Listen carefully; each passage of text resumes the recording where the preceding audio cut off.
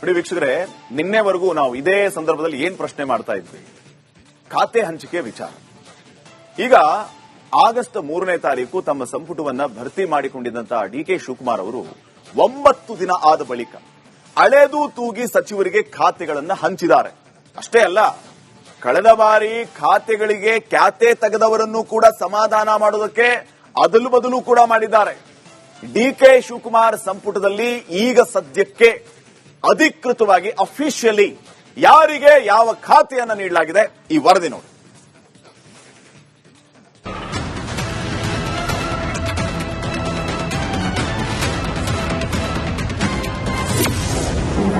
ರಾಜ್ಯದ ಸಚಿವರಿಗೆ ಕೊನೆಗೂ ಖಾತೆ ಹಂಚಿಕೆ ಭಾಗ್ಯ. ಖಾತೆಗೆ ಕ್ಯಾತೆ ತೆಗೆದವರಿಗೆ ಹೊಸ ಹೊಣೆ ಕೊಟ್ಟ ಸಿಎಂ. ಜೂನ್ 3ರಂದು ಸಿಎಂ ಆಗಿ ಅಧಿಕಾರ ಸ್ವೀಕರಿಸಿದ ಶಿವಕುಮಾರ್ 2 ತಿಂಗಳ ನಂತರ ಅಂದ್ರೆ ಆಗಸ್ಟ್ 3ರಂದು ತಮ್ಮ ಸಂಪುಟವನ್ನ ಭರ್ತಿ ಮಾಡಿಕೊಂಡ್ರು. ಆದರೆ ಸ್ತ್ರೀ ಶಕ್ತಿ ಇಲ್ಲದೆ ಇನ್ನೂ ಸಹ ರಾಜ್ಯ ಸರ್ಕಾರ ಅಪೂರ್ಣವಾಗಿದ್ದು, ಹೊಸ ಸಚಿವರ ಪದಗ್ರಹಣದ 9 ದಿನಗಳ ಬಳಿಕ ಭೀಮನ ಅಮಾವಾಸ್ಯೆಯ ಅಪರಾಹ್ನದ ಬಳಿಕ ಸಚಿವರಿಗೆ ಖಾತೆ ಹಂಚಲಾಗಿದೆ. ಡಿಕೆ ಶಿವಕುಮಾರ್ ಜೊತೆ ಮೊದಲ ಹಂತದಲ್ಲಿ ಸಚಿವರಾದ ರಾಮಲಿಂಗಾರೆಡ್ಡಿ ಮತ್ತು ಮುನಿಯಪ್ಪ ತಮ್ಮ ಖಾತೆಗಳ ಬಗ್ಗೆ ಅಸಮಾಧಾನಗೊಂಡರು. ಸಮಾಜ ಕಲ್ಯಾಣ ಮೇಲೆ ಕಣ್ಣಿಟ್ಟಿರುವಂತಹ ಮುನಿಯಪ್ಪ ಭಗೀರಥ ಪ್ರಯತ್ನದ ಫಲವಾಗಿ ತಮ್ಮ ಕನಸನ್ನ ಈಡೇರಿಸಿಕೊಂಡಿದ್ದಾರೆ. ಜಲಸಂಪನ್ಮೂಲ ಬೇಡ ಅಂತಿರುವಂತಹ ರಾಮಲಿಂಗಾರೆಡ್ಡಿ ಅವರಿಗೆ ಅರಣ್ಯ ಮತ್ತು ಪರಿಸರ ಇಲಾಖೆ ನೀಡಲಾಗಿದೆ. ಸಿದ್ದರಾಮಯ್ಯ ಸಂಪುಟದ 5 ಸಚಿವರಿಗೆ ಹಳೆಯ ಖಾತೆಗಳನ್ನು ಮುಂದುವರಿಸಲಾಗಿದೆ. ಸಂತೋಷ್ ಲಾಡ್ಗೆ ಕಾರ್ಮಿಕ ಖಾತೆ, ಮಧು ಬಂಗಾರಪ್ಪಗೆ ಪ್ರಾಥಮಿಕ ಮತ್ತು ಪ್ರೌಢ ಶಿಕ್ಷಣ, ಎಸ್ಎಸ್ ಮಲ್ಲಿಕಾರ್ಜುನ್ಗೆ ಗಣಿ ಮತ್ತು ಭೂ ವಿಜ್ಞಾನ ಖಾತೆ, ಸಮೀರ್ ಅಹಮದ್ ಖಾನ್ಗೆ ವಸತಿ ಹಾಗೂ ಶಿವರಾಜ್ ತಂಗಡಗಿಗೆ ಹಿಂದುಳಿದ ವರ್ಗಗಳ ಕಲ್ಯಾಣ ಇಲಾಖೆ ನೀಡಲಾಗಿದೆ.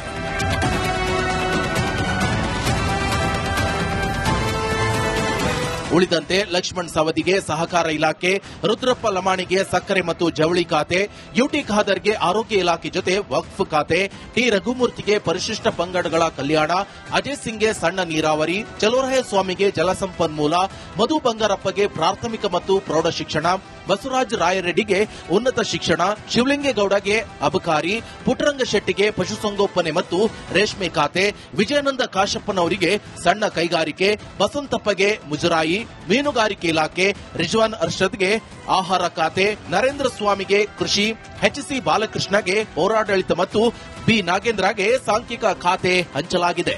ಸಂತೋಷ ಆಗುತ್ತೆ, ಬಹಳ ಖುಷಿ ಆಗುತ್ತೆ.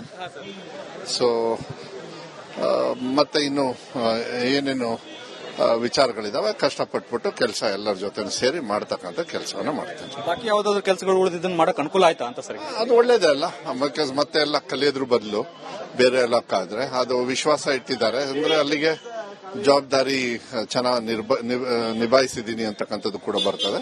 ಸೊ ಒಳ್ಳೆ ರೀತಿಯಲ್ಲಿ ಮಾಡಿಕೊಂಡು 9 ದಿನ ತಡವಾಗಿ ಖಾತೆ ಹಂಚಿದ ಸಿಎಂ ಶಿವಕುಮಾರ್ ವಿರುದ್ಧ ಕೇಂದ್ರ ಸಚಿವ ಕುಮಾರಸ್ವಾಮಿ ಕಿಡಿಕಾರಿದ್ರು. ಮುಖ್ಯಮಂತ್ರಿಗಳು ಜಾಹೀರಾತು ನೀಡೋದ್ರಲ್ಲಿ ಬಿಸಿ ಇದ್ರು ಅಂತ ಟೀಕಿಸಿದ್ದಾರೆ.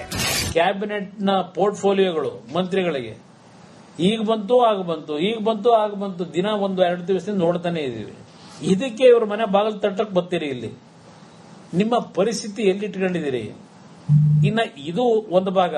ಅಲ್ಲಿ ಕರ್ನಾಟಕದಲ್ಲಿದ್ರೆ ಅಲ್ಲಿ ಯಾವುದೋ ಬಿಡದಿನಲ್ಲಿ ಎಂತದೋ ಇಂಟಿಗ್ರೇಟೆಡ್ ಟೌನ್ಶಿಪ್ ಇಂಟರ್ನ್ಯಾಷನಲ್ ಸ್ಟ್ಯಾಂಡರ್ಡ್ ಅದು. ದಿನ ಪೇಪರ್ ಅಡ್ವರ್ಟೈಸ್ಮೆಂಟ್, ಟಿವಿ ಅಡ್ವರ್ಟೈಸ್ಮೆಂಟ್, ಅದೇನು ಆ ಟಿವಿಲಿ ಯಾವಾಗ ಒಂದೊಂದು ಅರ್ಧ ಗಂಟೆಗೂ ಶುರು ನೋಡಿ ಜನತೆಗೆ. ಅಸಮಾಧಾನಿತ ಶಾಸಕರ ಮನವೊಲಿಕೆಗೆ ಸಿಎಂ ಶಿವಕುಮಾರ್ ಕಸರತ್ತು ಮುಂದುವರೆಸಿದ್ದು, ಶಾಸಕ ಪೊನ್ನಣ್ಣ ಅವರನ್ನ ಸಿಎಂ ರಾಜಕೀಯ ಕಾರ್ಯದರ್ಶಿಯಾಗಿ ನೇಮಿಸಲಾಗಿದೆ. ಇನ್ನು ಕೊನೆ ಕ್ಷಣದಲ್ಲಿ ಮಂತ್ರಿ ಸ್ಥಾನ ವಂಚಿತ ಮಾಂಕಾಳ್ ವೈದ್ಯರನ್ನ ಉಪ ಸಭಾಧ್ಯಕ್ಷರನ್ನಾಗಿ ಘೋಷಣೆ ಮಾಡಲಾಗಿದ್ದು, ಆರ್ವಿ ದೇಶಪಾಂಡೆಗೆ ಸಂಪುಟ ದರ್ಜೆ ಸ್ಥಾನಮಾನದ ಜೊತೆ ಆಡಳಿತ ಸುಧಾರಣಾ ಆಯೋಗ ಅಧ್ಯಕ್ಷರಾಗಿ ಮುಂದುವರಿಕೆ ಮಾಡಲಾಗಿದೆ. ಸಿಎಂ ಶಿವಕುಮಾರ್ ಕಸರತ್ತು ನಡೆಸಿ ಖಾತೆ ಹಂಚಿದ್ರೂ ಮಹಿಳಾ ಸಚಿವರಿಲ್ಲದೆ ಸಂಪುಟ ಅಪೂರ್ಣ ಆಗಿದೆ. ಇದೇ ಮೊದಲ ಬಾರಿ ಸರ್ಕಾರದಲ್ಲಿ ಮಹಿಳಾ ಶಕ್ತಿ ಇಲ್ಲದ ಕಳಂಕ ಕಾಂಗ್ರೆಸ್ ಪಕ್ಷಕ್ಕೆ ಅಂಟಿಕೊಂಡಿದೆ.